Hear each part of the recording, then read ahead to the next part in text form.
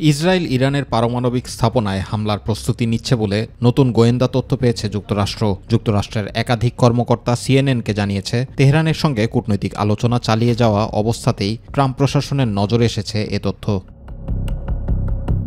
সিএনএনকে কর্মকর্তারা জানান, ইসরায়েল হামলার বিষয়ে চূড়ান্ত সিদ্ধান্ত নিয়েছে কিনা তা নিশ্চিত নয়। যুক্তরাষ্ট্র এ বিষয়ে নিশ্চিত নয় যে ইসরায়েল শেষ পর্যন্ত হামলা চালাবে কিনা।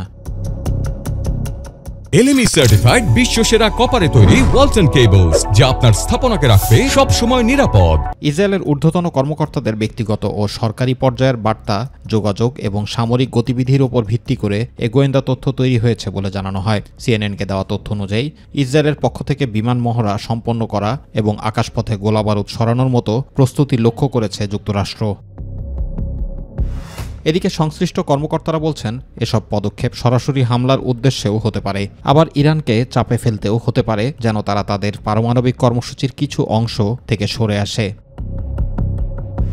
এ বিষয়ে সিএনএন জাতীয় নিরাপত্তা পরিষদ এবং ইসরায়েলি প্রধানমন্ত্রী কার্যালয়ের মন্তব্য জানতে চাইলেও তারা সাড়া দেয়নি। ওয়াশিংটনে অবস্থিত ইসরায়েলি দূতাবাসও কোনো মন্তব্য করেনি।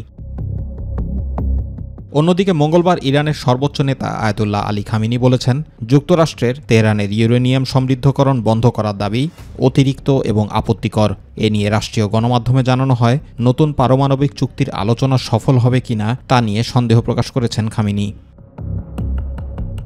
জুবাইর রহমান, মাই টিভি নিউজ।